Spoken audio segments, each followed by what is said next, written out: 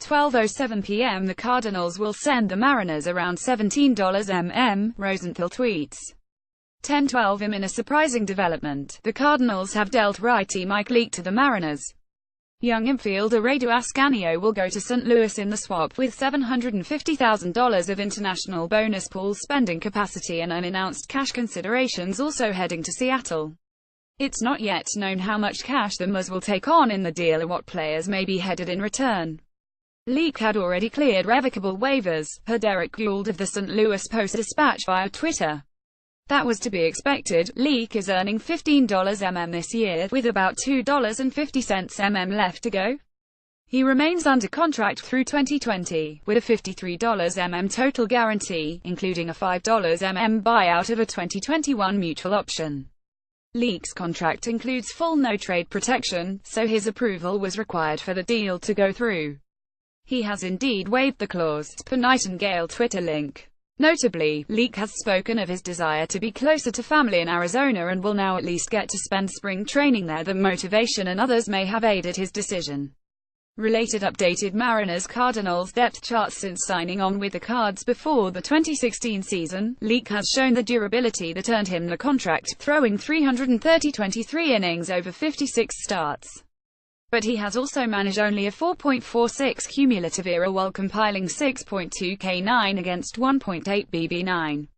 Leake has struggled especially of late, working to an 8.88 ERA in his 5 starts in August.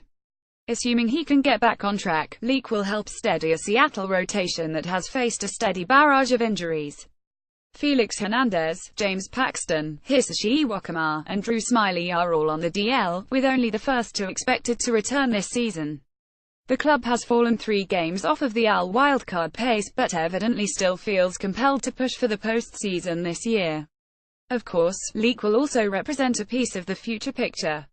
The Mariners will almost certainly bid adieu to Iwakuma, Smyly, and Giovanni Gallardo over the winter. Erasmo Ramirez and even David Phelps, both acquired earlier this summer, could be rotation options, though the latter has worked from the pen, as could Gonzalez. Still, the team was clearly in need of at least one more arm to go along with King Felix and the Big Maple. This is the second notable recent swap between these organizations, who had previously struck a deal that sent young lefty Marco Gonzalez to Seattle for outfielder Tyler O'Neill. Leake may well end up bumping Gonzalez out of the Mariners' rotation for the time being. Seattle will also pick up some bonus pool money, which St. Louis wasn't able to utilize anyway, following penalties for prior spending. The Cards will also add the 21-year-old Ascanio, a middle infielder out of Venezuela. Ascanio has played at the Class A and higher levels this year, posting a .217, .295, .355/ over 450 total plate appearances. That's not a lot of offense, though he has knocked 9 balls over the fence, more than he had over his 4 prior professional seasons combined. St. Louis remains in the hunt for both the NL Central crown and a wild card spot, though the team enters play today 5 games out of the postseason picture. While the rotation has had its issues, Luke Weaver has emerged as a quality option since returning to the majors recently, perhaps freeing the club to deal Leake. Another young righty, Jack Flaherty, likely isn't far behind. Ultimately, dealing Leake may have more to do with future considerations than the club's immediate postseason hopes. Moving some of the contract will open some payroll space for 2018 and beyond, though it also takes away one rotation option, with Lance Lynn slated to hit the open market and Adam Wainwright entering the final year of his contract. The club does still control Carlos Martinez and Michael Wacha, in addition to the 2 talented but less experienced arms noted above, and will hopefully welcome Alex Reyes back into the fold next year.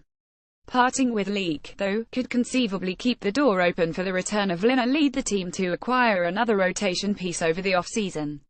Bob Nightingale of USA Today via Twitter first said a deal involving Leake was close, per Ken Rosenthal of The Athletic via Twitter. MLB.com's Jen Langich tweeted the detail on the international money. Photo courtesy of USA Today Sports Images.